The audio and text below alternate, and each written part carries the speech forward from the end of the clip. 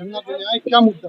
देखिए, बिजनौर जिले में पिछले 3 महीने के अंदर 25 घटनाएं हुई। मैं गांव में मीटिंग करने गया, वहां की महिलाओं ने मुझे बताया कि गुलदार आज भी आता है और जब हम पुलिस से शिकायत करते हैं तो पुलिस कहती है कि ये यहाँ से आप जगह छोड़ो, कहीं और चले जाओ। शिकायत का निवारण करने की बजाय जनता को ही वहां से जाने के लिए कहना, कहाँ कहाँ से जाएंगे लोग। तो 25 से ज्यादा लोगों की जान गई है। लेकिन बुरा यह है कि अब तक सरकार ने या प्रशासन ने उनकी सुध नहीं ली। मैं समझता हूँ कि यही जान, जबकि ऐसा नहीं होना चाहिए किसी के साथ भी कोई घटनाओं, अगर यही किसी नेता, किसी अधिकारी, किसी व्यापारी के बच्चों के साथ होता तो शायद इस पे कोई काम हो जाता। लेकिन ये घटनाएं किसानों के साथ, मजदूर परिवारों के साथ हुई है, सरकार ने इसलिए संज्ञान नहीं लिया। मेरे कहने के बाद कि 21 तारीख को मैं जिलाधिकारी जी के यहाँ हम 4-5 लोग जाके ज्ञापन देके सवाल पूछेंगे। आप ये मानिए कि उसके बाद अगले दिन 19 तारीख को फिर घटना हुई और एक बच्ची जो 12-13 साल की थी और उसने भी इस घटना के बाद उसका गुलदार ने उस पर हमला किया, उसने भी दम तोड़ दिया। मुझे बहुत तकलीफ हुई कि किसी ने अपनी पत्नी खो दी, किसी ने अपनी माँ खो दी, किसी ने अपनी बहन खो दी, किसी ने अपना भाई खो दिया। एक हमारे किसान थे सिख यहाँ, उनका 22-23 साल का अकेला बेटा, उसको गुलदार उठा ले गया, उसकी जान ले ली।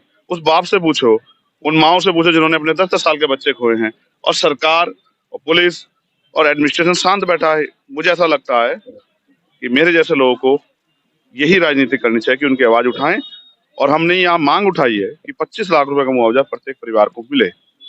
किसान अपने खेत पे नहीं जा पा रहा, गुलदार ना जान ले ले। मजदूर अपने लिए काम करने नहीं जा पा रहा। बहुत सारे ऐसे लोग हैं जिन पे कोई रोजगार नहीं है, उन्होंने पशु पाले हैं, खेत में घास लाते हैं, घास का चारा खिला के दूध इकट्ठा करके दूध बेचते हैं। वो लोग परेशान हो गए, लोग भूखे मर रहे हैं, लेकिन कोई सुनने को राजी नहीं है। इसलिए मेरी जिम्मेदारी बनती है कि मैं यहाँ के संघर्ष करूं और सरकार से जवाब मांगू। आज हमने जिलाधिकारी जी को ज्ञापन देना है जिसके जरिए हम 25 लाख रुपए मुआवजे की मांग की है, और घायल उनके लिए जो मृतक है उन परिवारों के लिए, और घायल लोगों के लिए 5 लाख रुपए की मदद की मांग की है। और मेरा प्रयास है कि वो जो पूरा क्षेत्र है उसमें सुरक्षा का माहौल बनना चाहिए। अगर जनता सुरक्षित नहीं, जनता टैक्स देती है, फिर अधिकारी कर्मचारियों से सवाल होंगे और अधिकारी कर्मचारी सवाल से भाग नहीं सकते। अब तो मैं यही हूँ ना। अगला कदम क्या है? अगर जिलाधिकारी महोदय कहते हैं मैं बेबस हूँ, सरकार नहीं चाहती, तो फिर हम इसको प्रदेश स्तरीय आंदोलन बना के हर जिला मुख्यालय पे आंदोलन कराएंगे।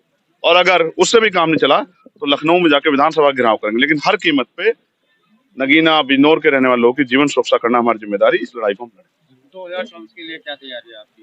देखिए, ये जनता की लड़ाई लड़ना, जनता की आवाज बनना, यही मेरी लड़ाई है। इसको मैं 2024 में भी लड़ रहा हूँ, आज 2023 में आप गठबंधन से लड़ेंगे कि अपनी आजाद समाज पार्टी से लड़ेंगे? मेरा जनता से गठबंधन हो गया है, हम जनता गठबंधन से लड़ेंगे। और बाकी अभी तो बहुत कुछ बाकी है, आने वाले दिनों में आपको बहुत कुछ जानने का मौका मिलेगा। नगीना कंफर्म क्या? यस, नगीना लड़ेंगे। अच्छा, अगला एक छोटा मुद्दा ये है कि जैसे लोकसभा में इस समय बवाल चल रहा है कि मुख्यमंत्री को लेकर विपक्ष को गठबंधन बाहर कर दिया गया संसद से, और उधर बीजेपी वाले ये आरोप लगा रहे हैं कि उपराष्ट्रपति को जो सम्मान हुआ है, बेइज्जती हुई है, तो इसे आप किस रूप में? 2 चीजें हैं। पहला, जो सांसदों को बर्खास्त किया गया, उसमें मैंने अपनी बात रख के कहा है कि ऐसा समय जो तानाशाही का दौर आ गया, सरकार विपक्ष विहीन लोकतंत्र की कल्पना कर रही है, संसद की कल्पना कर रही है। ये लोकतंत्र की हत्या है। इसलिए मैंने कहा कि सभी सांसद 1989 की तरह इस्तीफा दे दें और सड़कों पर जनता की अदालत में चलें, और हम उनके साथ हैं सड़कों पे, जिससे कि सरकार की तानाशाही को रोका जाए। दूसरी बात,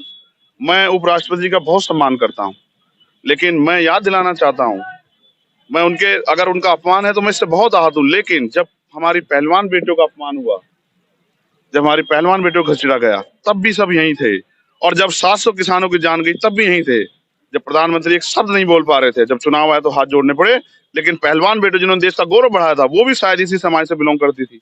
लेकिन जब उनके कपड़े फाड़े गए, उनको पीटा गया, उनको खींचा गया, तब शायद मुझे लगता है एक शब्द जो है उपराष्ट्रपति जी भी नहीं कह पाए। मुझे बहुत दुख है कि उपराष्ट्रपति जी भाजपा के इशारे पे एक गलत पिच पे खेल रहे हैं। किसानों को इसका बहुत बड़ा नुकसान होगा। मैं उनका बहुत सम्मान करता हूँ और उम्मीद है कि उनको भी खुद एहसास होगा कि वो भाजपा के तंत्र में ना फंसे। वो एक संवैधानिक पद पर उस पद की गरिमा बना के और आगे बढ़ते रहे। हम सब लोग उनका सम्मान करते, कोई उनका अपमान नहीं कर सकता।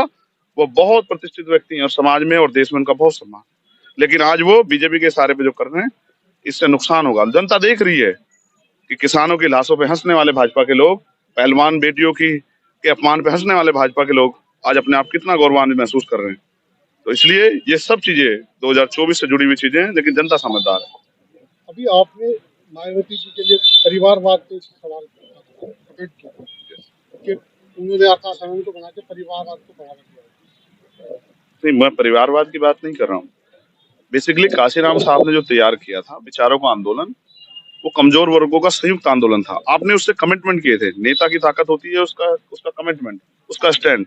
जब नेता अपने कमिटमेंट स्टैंड छोड़ता, विचार छोड़ता, तो समझ जाना चाहिए।